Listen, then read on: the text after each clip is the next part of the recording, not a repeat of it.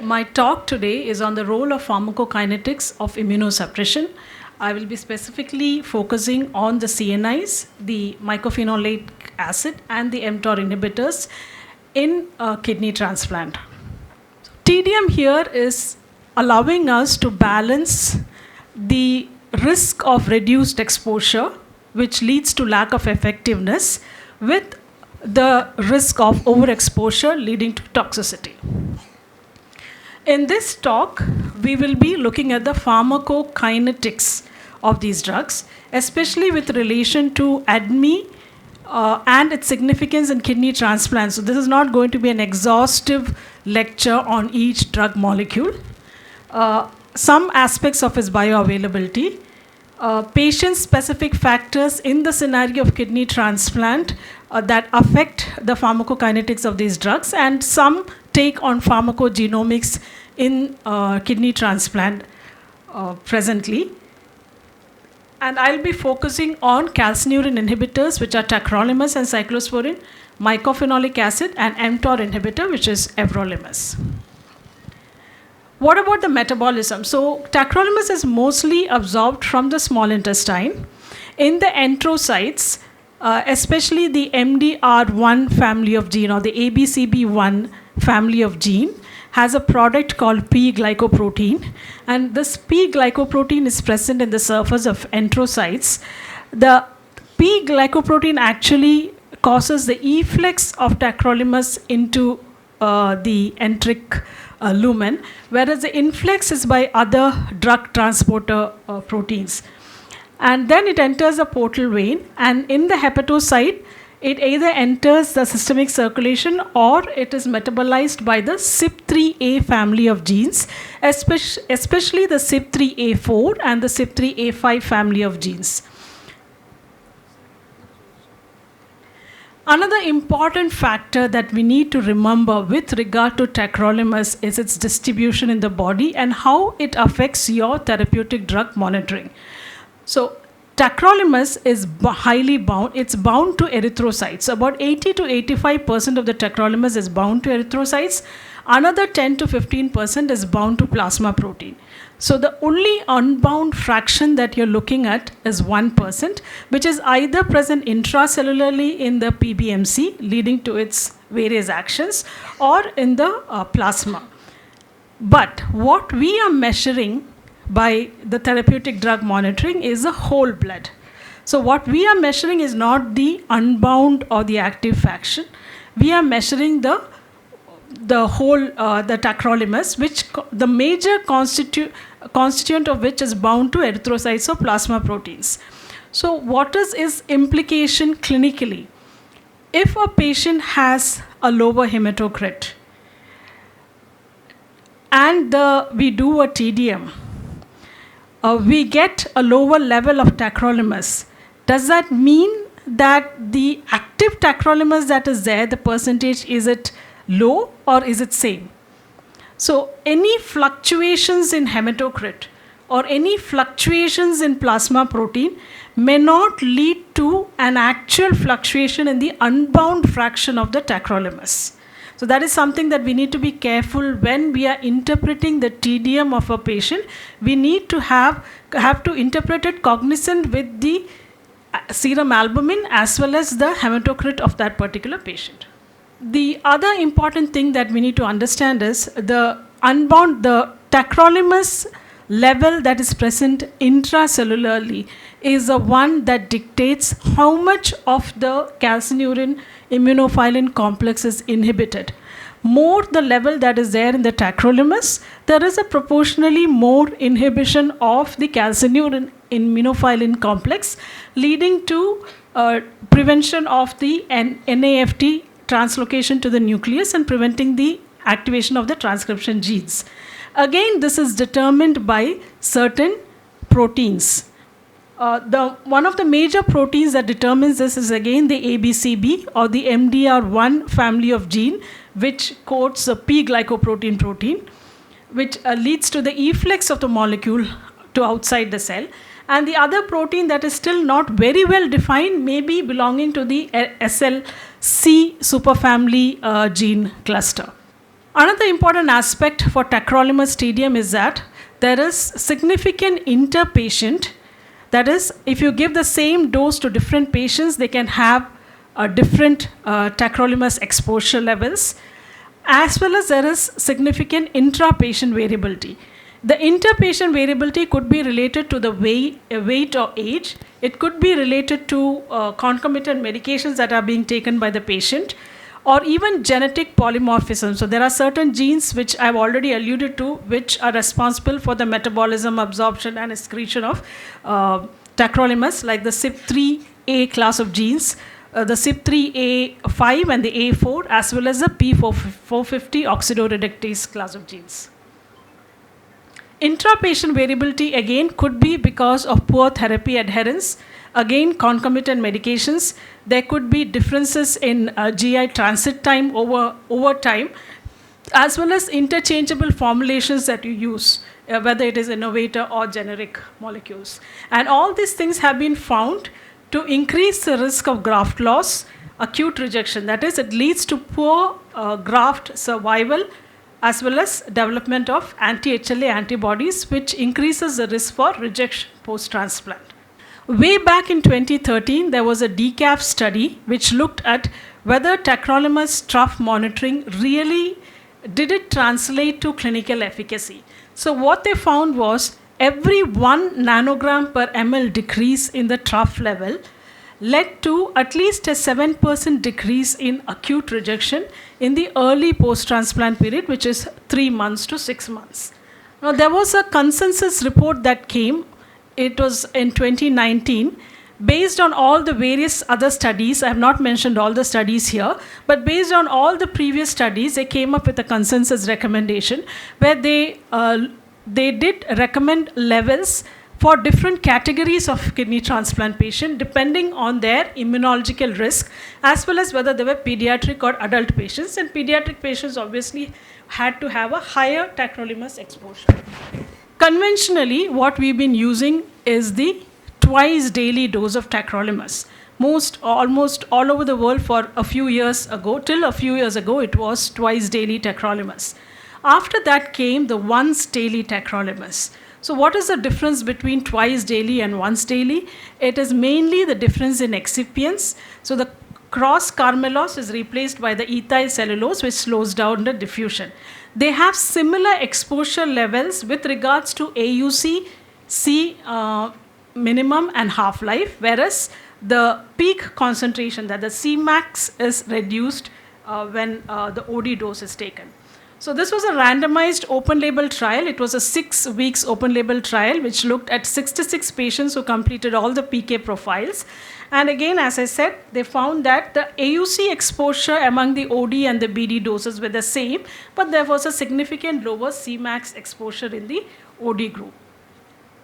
Again, they looked at twice daily versus once daily. This was an open-label 3-arm study where they looked at the dosing. Though the phase 1 of the study was BD dosing, the phase 3 had 3 arms where each arm got either 67%, 85%, or 100% of the total dose as once daily dose. And what they found was in the 85% group, the AUC ratio between the OD and the BD group was nearing 1. So which meant that there was a 10 to 15% of lesser dosing that was required with the OD once daily formulation as compared to the twice daily formulation, but giving the same level of exposure. Another important concept that we've been following in CMC for quite a long time has been the pharmacokinetic boosting. So this is a very interesting phenomena where, because we know that these drugs are metabolized by the CYP3A cluster of gene found in the liver and intestines. And there are a lot of other drugs that are also metabolized by the same pathway, especially those drugs that require oxidative metabolism. 2 of such drugs are ketoconazole and diltiazem. These are actually inhibitors of the pathway. So ketoconazole and diltiazem inhibit the CYP3A enzyme. And so what does that mean clinically? If you give ketoconazole along with tacrolimus for a patient, you may be able to reduce the overall dose of tacrolimus by giving a constant dose of ketoconazole or diltiazem. So you are actually getting the same level or an increased level of exposure, but with a reduced dose of tacrolimus, which led to significant economic advantage for the patient. And this has been in use in practice in CMC for a long time. The advantage of this technique is that it reduces cost for the patient because it is a lifelong medication that they have to take. The disadvantage of this is the absorption is erratic. So we won't be able to predict, like even if you give 100 milligram of ketoconazole, it is not that the tacrolimus level is going to proportionately increase by an amount. Okay, it is quite erratic. You need very careful monitoring of tacrolimus if you're giving ketoconazole, especially in that early period till it reaches a steady state in that patient. The other disadvantage, obviously, they are not very significant disadvantages. They are more related to pill burden and adherence. But we have not really found increased toxicity of ketoconazole in these patients. But we have found increased toxicity of CNIs if it is not properly monitored, especially in the early phase. But is that the last message for TDM in tacrolimus, or is there anything more? So what body weight is a poor indicator of TAC exposure. Even with a TDM based approach, it still remains a trial and error approach to hit that target tacrolimus concentration, especially in the early post-transplant period. And the time within that therapeutic range in the early post-transplant period is crucial because it predicts whether the patient is at risk for acute rejection or at risk for development of anti-HLA antibodies. And thus came the role of pharmacogenomics in tacrolimus metabolism. So this is by the International Association for TDM and Clinical Toxicologists. There are two major metabolism groups that are based on the concentration and dose ratio. And the genes that are, the polymorphism of the genes that are being looked at are the cytochrome P450, that is a CYP3A class of genes, the ABCB1 class of genes, and the P450 oxidoreductase class of genes. Coming to P-glycoprotein, again, it is present in different cell membranes, and it causes efflux of the drug. It is important in the ADME, that's absorption, elimination, and tissue distribution of tacrolimus. There have been many SNPs that have been identified that can help in tailoring the dosing for individual patients. But none of them are clinically applicable at this stage, and even the international body doesn't recommend screening for these polymorphisms on a regular basis. Coming to CYP3A class of genes, this is mainly present in the intestines and the liver. There are many SNPs that have been identified, especially with regards to CYP3A5. The wild type is the star1 allele, which is a wild type. That is, they express the protein. So that is why they are called expressors. So when they express the protein, what does it mean? They increase the tacrolimus is metabolized faster. The other type of gene, the mutant type of gene, is the star3 and the star6 and the star7, which slows down the metabolism of tacrolimus. There are other drugs also that have this pathway and can cause either increase or decrease in the tacrolimus level. Now, based on the genotypes, whether the individual is carrying the wild allele or carrying one copy of the wild allele and another copy of the mutant allele, or both are mutant alleles, the patient can be characterized as extensive metabolizer, intermediate metabolizer, or poor metabolizer. And this helps us to give a pharmacogenetic guided TAC dosing. And this is recommended by the CIPIC body, where the extensive and the intermediate metabolizers get the starting dose as 1.5 to 2 times the standard dose that we give for the poor metabolizers, which helps us to achieve the target dose earlier in these patients. I'm skipping that slide. CYP3A4, again, there are polymorphisms that have been identified with tacrolimus metabolism, but again, clinically, these are not widely applicable. Coming to population pharmacokinetics, this is the area of Blessed, and he's working on it. There is a huge work being done for population pharmacokinetics in tacrolimus, utilizing the non-linear mixed effects modeling, where the TAC exposure is modeled, but it also incorporates not just the TDMs or not just the genetic information, but also the demography, the genetic, the clinical, and the biochemical variables. And integration of these into algorithms can help personalize the dose of TAC in kidney transplant. One important thing that I need to highlight here is there have been 4 studies that have been done in this area, where they have looked at genetic testing and the clinical efficacy of this with respect to acute rejections as well as graft loss. And unfortunately, none of these studies have found that testing for a CYP3A5 polymorphism has resulted in improved clinical efficacy.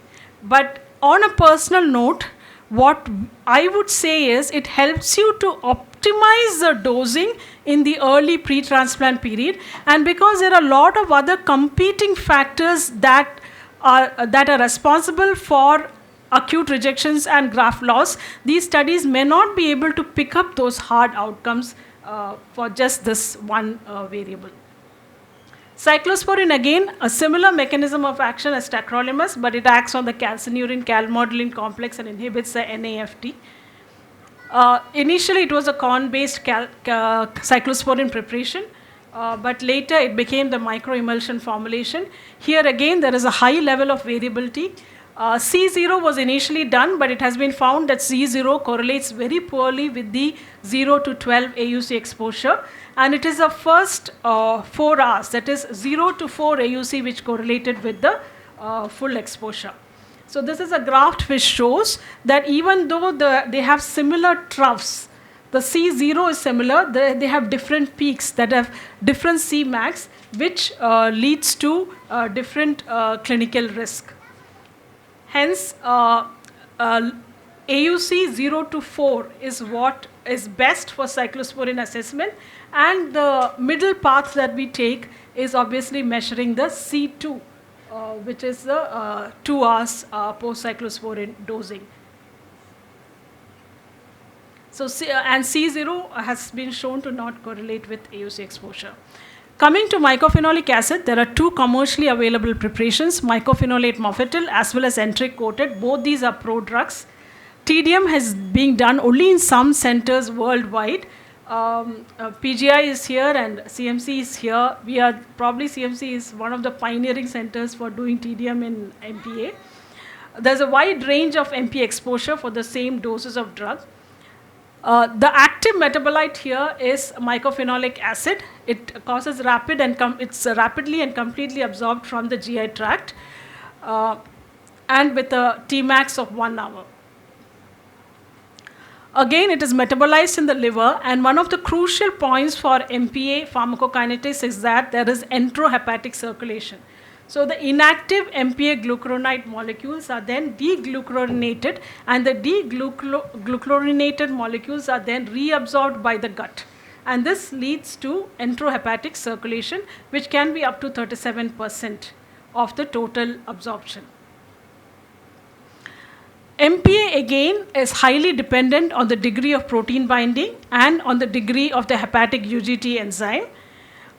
The time-dependent MPA is important clinically in renal transplant patients, and it can 50% lower in the immediate post-transplant period of AUC exposure can happen, but it can increase over the next 3 to 6 months. MPA also has a free fraction, but we need to remember about 99% of MPA is albumin bound, and the free fraction depends on the serum albumin as well as the effect it has on the IMPDH activity is the free fraction. The drug interaction, again, since we are giving it along with the CNI, we need to remember that cyclosporin can lower the MPA levels and tacrolimus can potentially increase the MPAUC. So when we are switching CNI in a post-transplant scenario from cyclosporin to tacrolimus, this is one scenario where MPA-AUC testing can help. There are other concomitant medications that can decrease the absorption of MPA-AUC in the post-transplant scenario. There is not much literature there saying that MPA-AUC can also predict adverse events. Though there are some studies which say that a trough of more than 3 or an AUC of more than 60 can have adverse events, but these are not replicated in large trials. The MPA-AUC target dose of 30 to 60 milligram per hour per liter was taken from this study, which showed that this range was highly significant with the occurrence of acute rejection. Again, from the International Association of TDM and Clinical Toxicology, there are certain subpopulation of kidney transplant patient that will benefit more with MPA-AUC testing, because MPA-AUC, as you know, it's quite tedious. It is not a one-time measurement. You will need several blood samples to be taken